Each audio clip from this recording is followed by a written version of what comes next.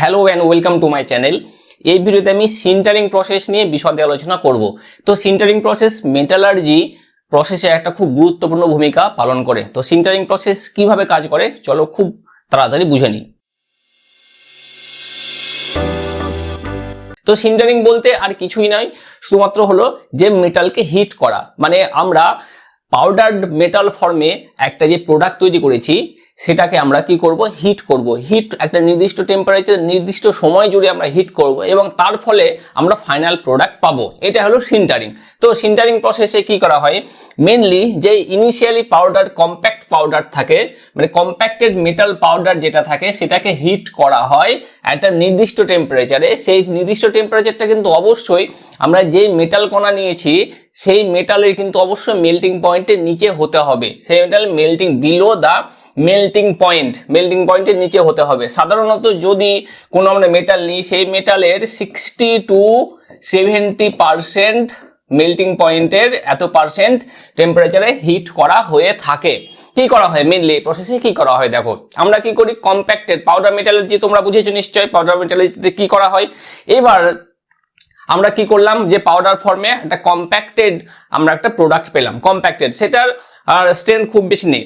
হালকা যদি হাত দিয়ে প্রেসার দিই তাহলে কিন্তু সেটা ভেঙে যেতে পারে। তাহলে সেটার মধ্যে স্ট্রেংথ নিয়ে আসার জন্য আমরা কি করব, সেটাকে ফার্নেসের মধ্যে হিট করব, নির্দিষ্ট সময় জুড়ে একটা নির্দিষ্ট টেম্পারেচারে হিট করব সেই মেটালের মেল্টিং পয়েন্টের কাছাকাছি, কিন্তু মেল্টিং পয়েন্টে নয়, গলিয়ে দেবো না পুরোপুরি এইভাবে। তাহলে 60 to 70% টেম্পারেচার আমরা হিট করব। হিট করার ফলে কি হবে, যে এক একটা পার্টিকেল থাকে সে এক একটা পার্টিকেল হালকা হালকা গলবে, পুরোপুরি গলবে না, একটু একটু গলবে, একটু একটু গলে একটা গায়ে আর একটা লেগে যাবে। এর ফলে কি হবে, মাঝে যে গ্যাপগুলো আছে সেই গ্যাপগুলো কমে যাবে, মানে পোরোসিটির মধ্যে যেই গ্যাপ আছে মানে পোরাস ধর্মটা কমে যাবে, পোরোসিটি কমে যাবে এবং তার মধ্যে স্ট্রেংথ বাড়বে এবং উপরে যে সারফেস স্মুথনেস একটু ভালো হবে। এটা হলো সিন্টারিং প্রসেস। তাহলে দেখো এখানে একটা সিন্টারিং একটা ছবি দেওয়া হয়েছে। ফার্স্ট এখানে metal powder compacted metal powder নেওয়া হয়েছে, প্রেস মেশিনে আমরা প্রেসার দিয়ে রেখেছি, তো এরকম গ্যাপ আছে। তো তারপরে এটাকে রাখা হলো ফার্নেসে রাখা হলো এটা জাস্ট রাখা হলো, এখন হিট করা হয়নি। দেখো এরকম গ্যাপ যা ছিল তেমনি আছে। এবার কিছুটা সময় জুড়ে হিট করা হয়েছে, মানে ধরো 10 মিনিট হিট করার প্রয়োজন, 5 মিনিট হিট করা হয়েছে। 5 মিনিট হিট করার ফলে এরকম এসেছে। দেখো এই যে গ্যাপ ছিল এই গ্যাপ দেখো গ্যাপ কমে এসেছে এবং 5 মিনিট হিট করার পরে আরো 5 মিনিট হিট করা হলো, ফাইনাল হিট করা হলো, তারপর দেখুন এরকম হয়ে যাবে। দেখো এই গ্যাপটা একদমই কমে এসেছে। তারপরে কি হচ্ছে, মানে এই যে মেটালের কণার মধ্যে যে গ্যাপগুলো আছে সেই গ্যাপগুলো ধীরে ধীরে কমতে শুরু কমছে কেন, কারণ এক একটা যে মেটালিক কণা আছে সেই মেটালিক কণাগুলো হালকা হালকা গলে যাচ্ছে, পুরোপুরি গলে যাচ্ছে না কিন্তু হালকা গলছে। যেমন ধরো ডেয়ারি মিল্ক চকলেট, कुछ अच्छा हो जाए कुछ मीठा हो जाए, कैडबरी डेयरी मिल्क, সেটা যদি ফ্রিজারে না রেখে এমনি যদি রুম টেম্পারেচারে রাখা হয় দেখবে হালকা গলে যাবে। এবার এটা যদি আরো আমরা হিট করি, আমরা একটা বাটিতে নিয়ে উনুনে যদি হিট করি তাহলে কি হবে, সেটা একদম পুরোপুরি গলে যাবে।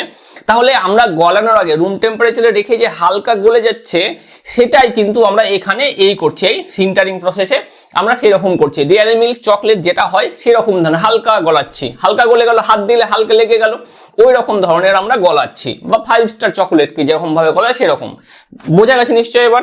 তাহলে যদি দুটো 5 স্টার গলা থাকে তা দুটো 5 স্টারকে একসাথে চেপে ধরলে কি হয়, লেগে যায়, একসাথে গায়ে গায়ে লেগে যাবে, স্টিক করে যাবে। সিন্টারিং প্রসেসে একই জিনিসই হচ্ছে যখন আমরা হিট করছি সেটাকে এত নির্দিষ্ট সময় জুড়ে। এবার এই প্রসেসটা আমরা চাই কি, মানে যত দ্রুত সম্ভব তত দ্রুত আমরা করে ফেলার চেষ্টা করি, কিন্তু তা হয় না। এই সময় এটা অনেকটা সময় জুড়ে লাগে, সিন্টারিং প্রসেসটা অনেকটা সময় জুড়ে আমাদেরকে করতে হয়। তাহলে সিন্টারিং প্রসেসে আমাদেরকে কি কি স্টেপ থাকে দেখো। ফার্স্ট যেটা হলো সেটা লোডিং দ্য গ্রিন কম্প্যাক্ট। তাহলে লোডিং দ্য গ্রিন কম্প্যাক্ট মানে হলো যে আমরা প্রেস করেছি, প্রেস মেশিনে প্রেস ডায়ের মধ্যে প্রেস করেছি, সেটাকে আলতোভাবে বের করে নিলাম, বের করে নিয়ে জাস্ট আমরা ফার্নেসে সেটাকে রাখলাম, এটা হচ্ছে loading.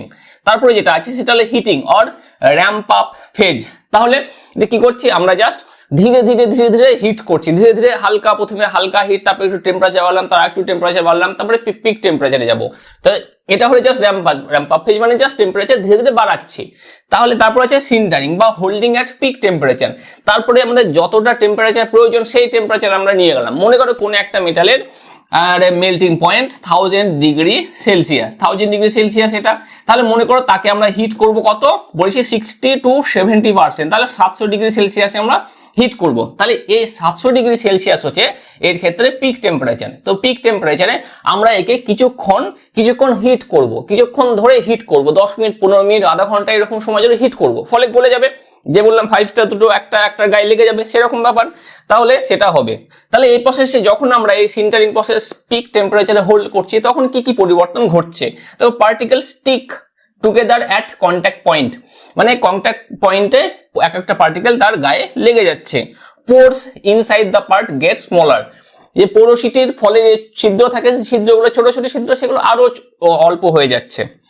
Strength and hardness of the part increase, তাহলে আমরা যে প্রোডাক্টটা তৈরি করতে চাইছিলাম, মানে আমরা তো কি করেছিলাম, আমরা পাউডার মেটালকে কম্প্যাক্ট করেছিলাম, ফলে তার তো স্ট্রেংথ একদমই ছিল না, তার স্ট্রেংথ বেড়ে যাচ্ছে। মানে যেমন ধরো বালি, আমরা ভেজা বালি দিয়ে যদি কোনো কিছু তৈরি করতে যাই, সেটা তৈরি হলো, হালকা প্রেসার দিলে সেটা ভেঙে যায়। কিন্তু বালির মধ্যে যদি সামান্য সিমেন্ট মেশায় তাহলে কি হবে? সেটা শক্ত হয়ে যাবে। তো সেই সিমেন্ট না মিশিয়ে আমরা মেটালিক পাউডারকে হিট করছি এবং সিমেন্ট মেশানোর মতো কাজ করে ফেলছি। বুঝতে পারছি ব্যাপারটা? এটা হলো। তাহলে ফাইনাল স্টেজ হলো কুলিং। এবার কুলিং কিন্তু তাড়াতাড়ি করলে হবে না, কুলিং ধীরে ধীরে করতে হবে, যাতে তার মধ্যে কোনো ক্র্যাক সৃষ্টি না হয়। বোঝা গেছে? এই হয়ে গেল সিন্টারিং এর স্টেপ সহ আছে স্টেপগুলো। এবার যখন আমরা সিন্টারিং করি তখন কি কি হতে থাকে? ফার্স্ট যেটা হয় সেটা হলো ডিফিউশন হয়।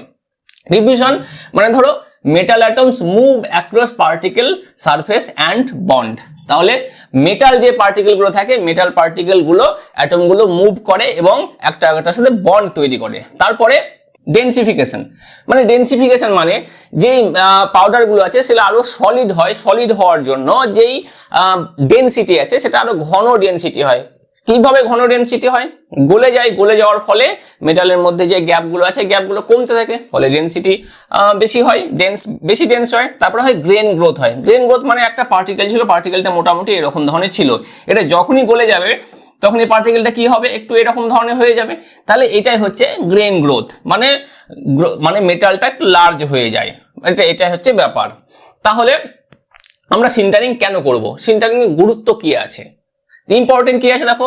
এটা কি করে? Improve strength and hardness, strength এবং হার্ডনেসকে বাড়ায়, রিডিউসেস পোরোসিটিকে কমায়, creates good mechanical and electrical properties.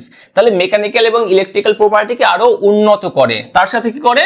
Helps make precise parts with less West. তারপরে লেস ওয়েস্টেজ মানে ওয়েস্টেজ কম হয় এবং আমরা প্রিসাইজ ডাইমেনশনের প্রোডাক্ট তৈরি করতে পারি।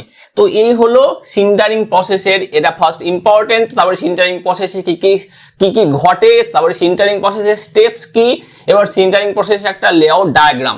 তো এই নিয়ে আমি আলোচনা করলাম। তো কি আলোচনা করলাম? সিন্টারিং প্রসেস নিয়ে বিষয়ে আলোচনা করলাম। তো আশা করছি তোমরা সিন্টারিং প্রসেস ভালোভাবে বুঝতে পেরেছো। তো এই ভিডিওটি দেখার জন্য ধন্যবাদ। এই চ্যানেলের আরো আপডেটেড ভিডিওর জন্য এই চ্যানেলটিকে সাবস্ক্রাইব করো।